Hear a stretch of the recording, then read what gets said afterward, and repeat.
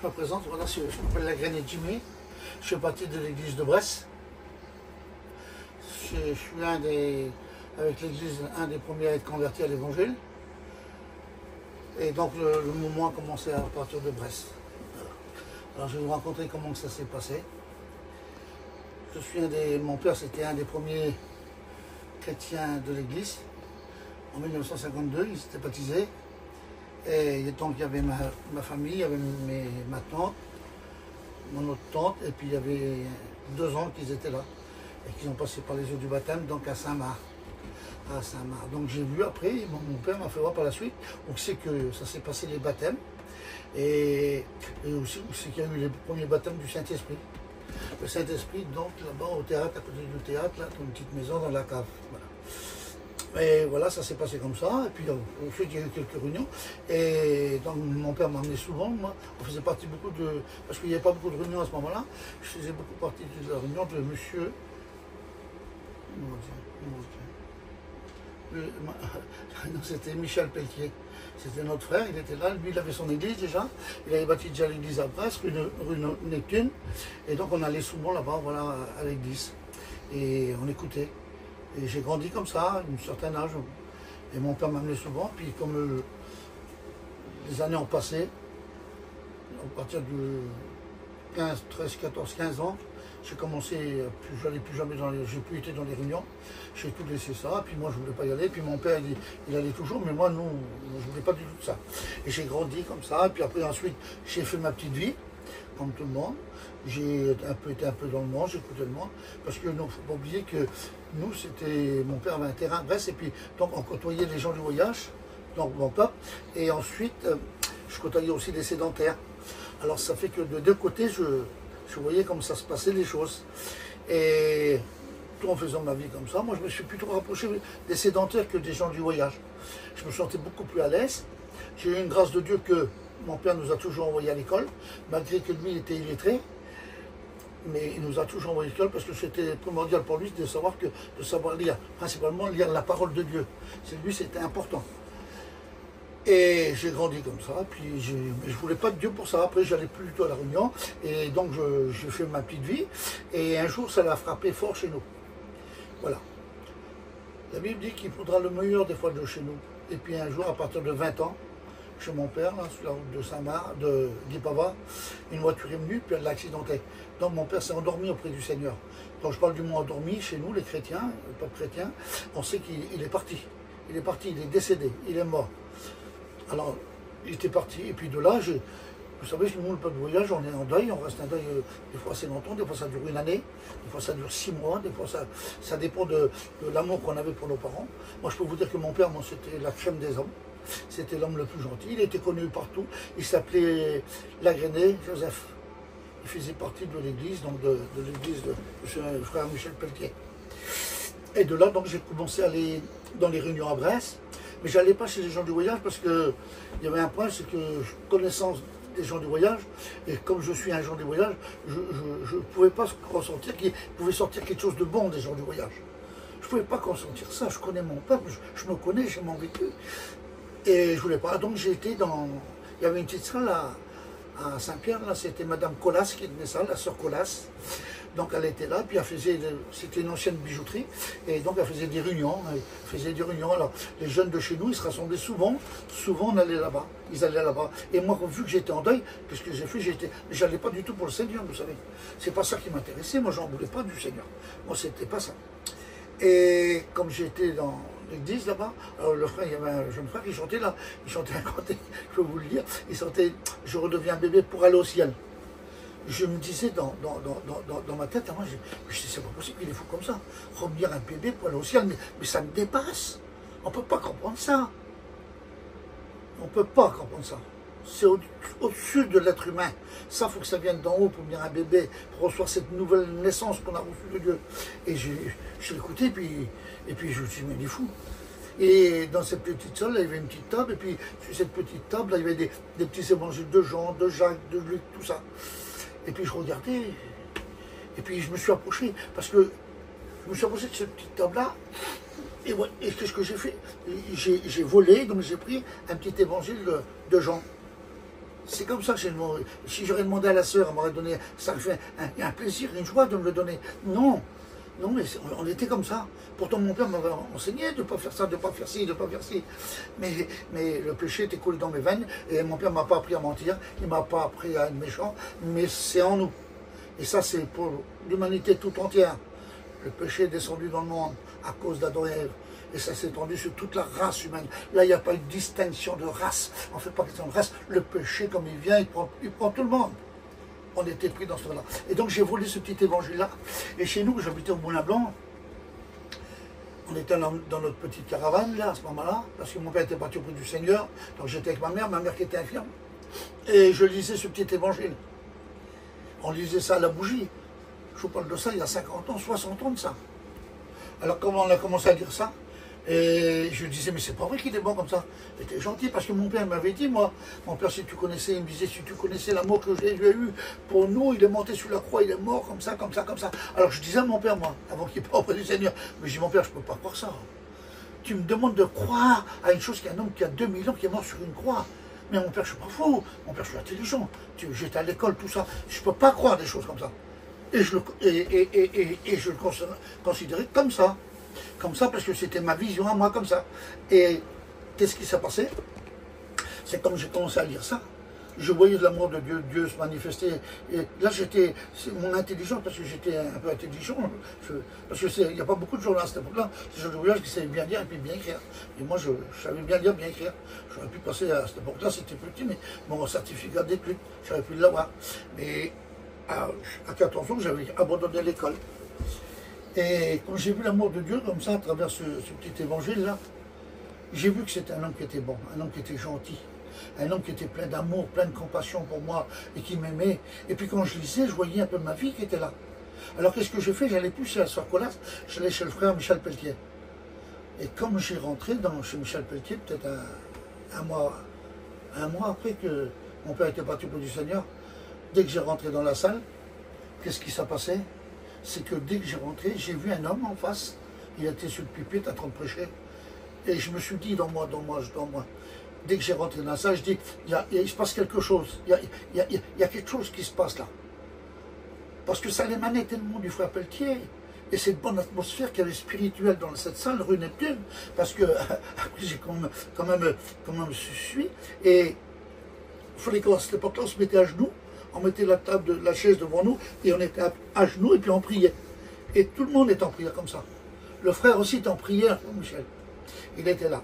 Et j'ai été pendant un mois ou deux, et puis un jour, les baptêmes sont arrivés. Il y avait des gens qui se baptisaient. Alors j'ai été vous trouver le frère, je me suis dit, frère, je voudrais me baptiser aussi. Il me dit, qui c'est? Comment tu t'appelles? Ben, je m'appelle Lagrené, comme ça, comme ça, comme ça. Et je dis, ben, mon père, c'était Lagrené Joseph, comme ça. Il me dit, je connais bien. Il dit, je connais bien. Il dit, tu étais petit comme ça, tu venais à la réunion comme ça, comme ça, comme ça. Et ben, il dit, viens dimanche, il y a des baptêmes. Alors à 2h, c'était les baptêmes qui se passaient. Et le matin de bonne heure, quand je me suis levé, et je mangeais, il était midi, et j'ai regardé sur le carreau, la vitre, j'ai vu ma voiture, il y avait les deux roues qui étaient complètement à plat. Alors qu'est-ce que j'ai fait? Je ne me suis pas mis du tout en colère. J'ai descendu, j'ai changé les roues, et j'ai été prendre mes affaires pour me baptiser. Donc c'était tout en blanc, je voulais faire ça. Et donc j'ai pris ma voiture qui avait 3 ans à cette époque-là, elle marchait très très bien. Et je suis monté du Moulin Blanc, j'ai monté pour aller à la place Strasbourg. Et à la place Strasbourg, il y avait un garage. Mais comme je suis parti directement avec ma voiture, dès que j'ai pris la côte, ma voiture, elle n'avançait plus. Ma voiture, elle avait plus de force. Une voiture qui marchait très très bien, plus de force. On aurait dit qu'il y avait quelqu'un qui tenait la voiture derrière. La voiture était tenue. Et puis donc il était 1h, je vais pour monter la côte, la voiture. Donc j'arrive au garage, j'ai demandé au garage.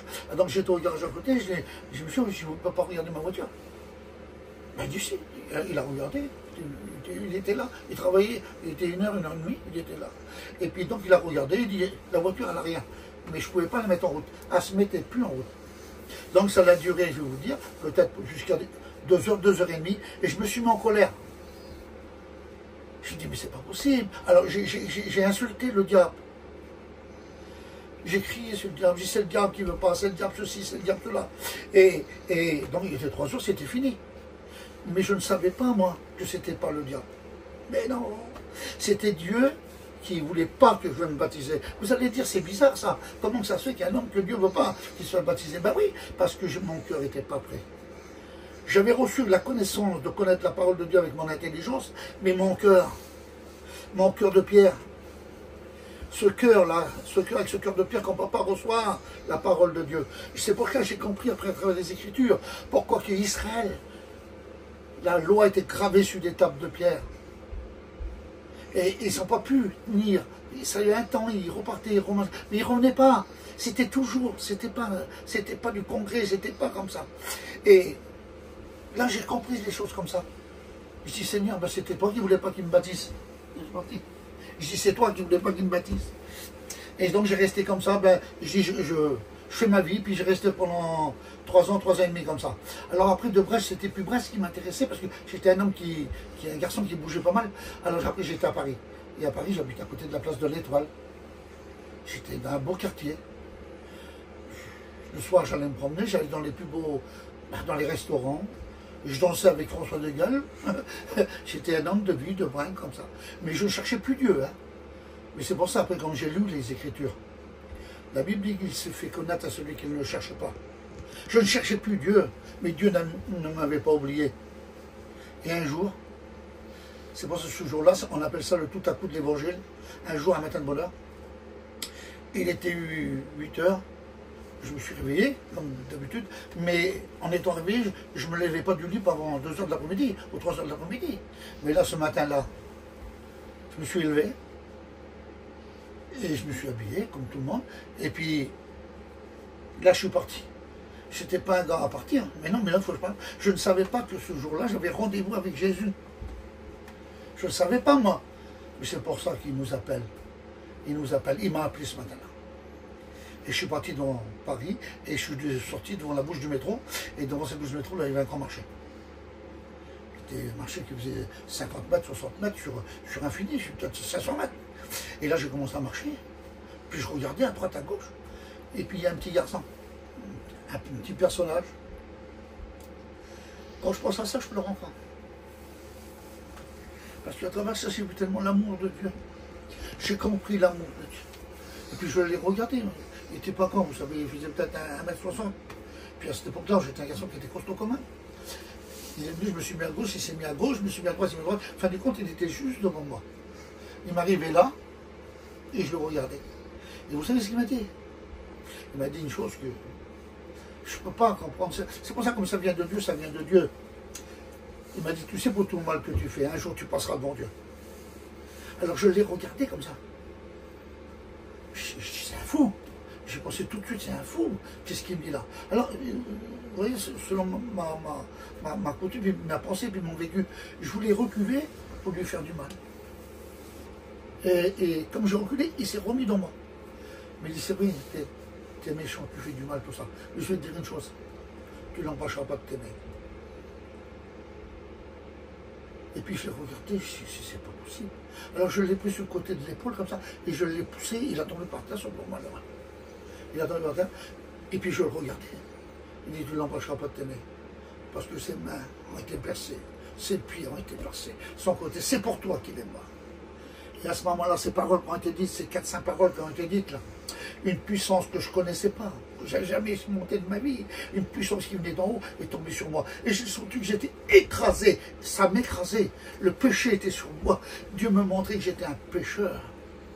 Alors j'ai dit dans mon langage à moi, parce que je suis un manouche, moi je suis un voyageur, j'ai dit, mais il y a Tchoumoni là, qu'est-ce qui se passe? Mais qu'est-ce qui se passe? J'avais été dans les églises de le frère Pelletier, mais ça ne s'est pas passé comme ça. Dieu ne voulait pas que ça se passe comme ça, parce qu'il ne voulait pas que je me baptise. Alors vous vous rendez compte?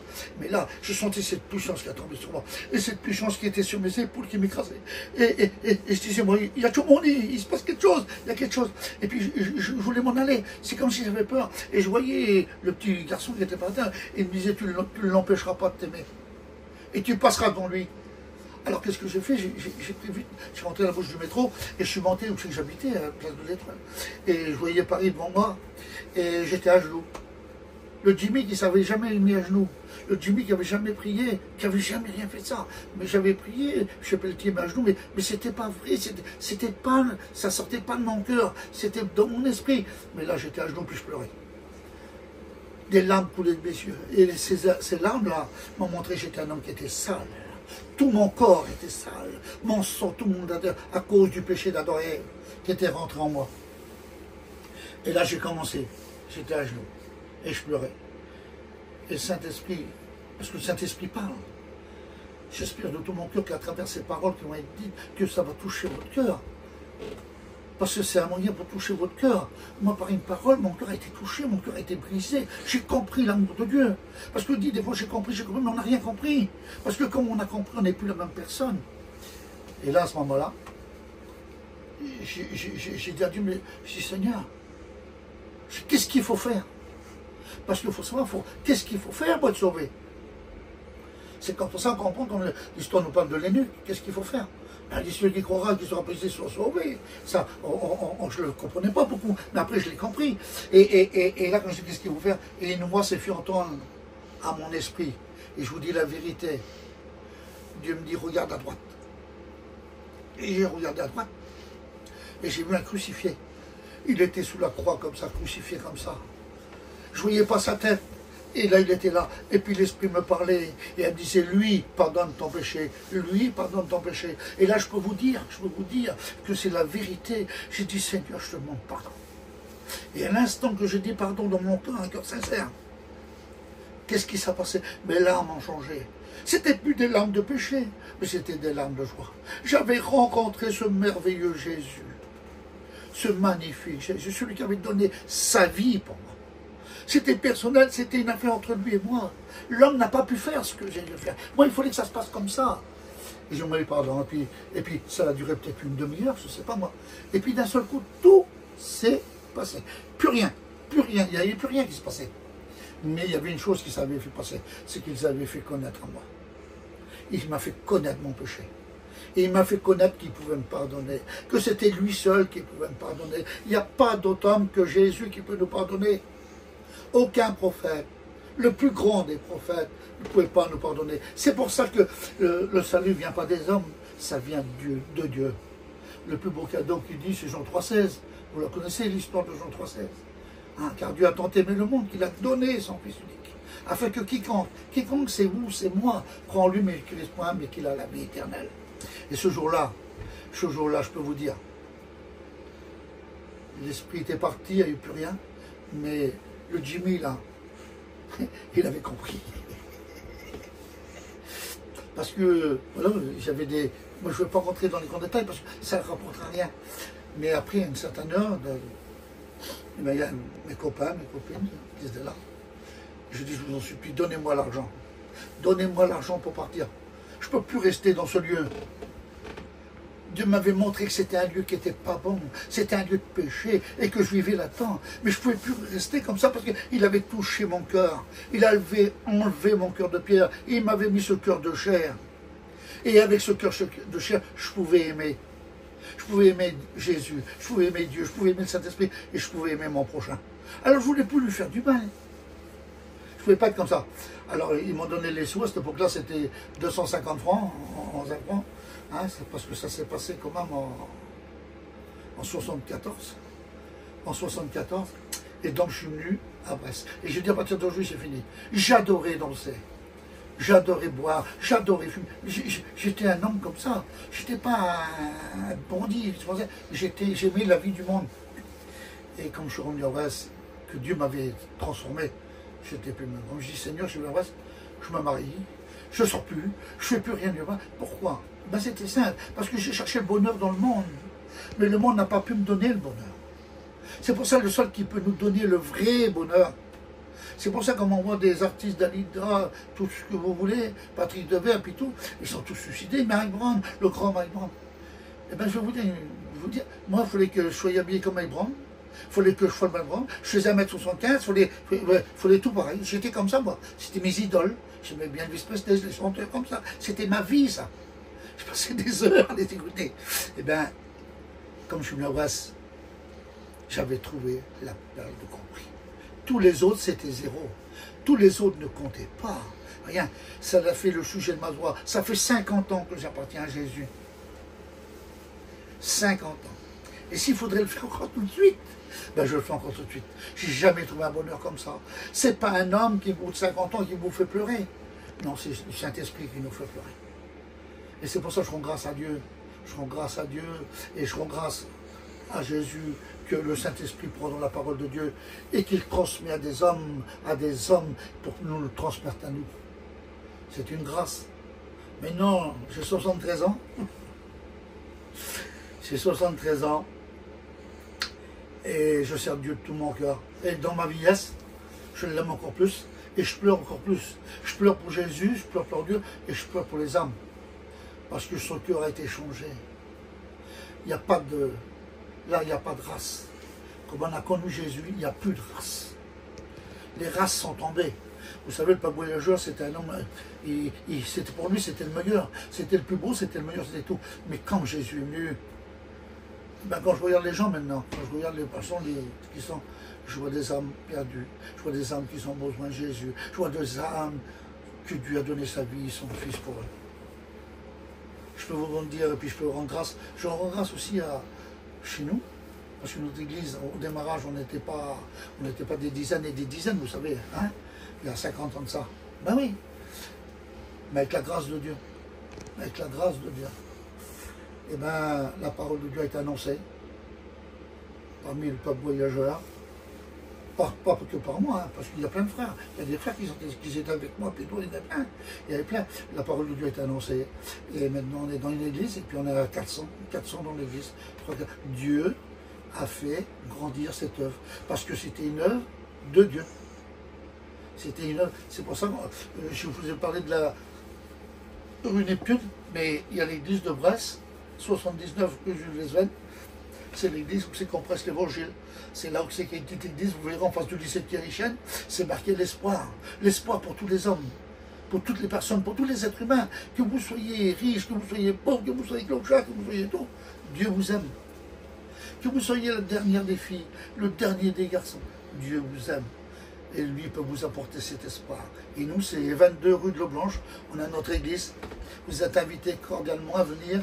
C'est le mercredi, le vendredi et le dimanche matin. Hein?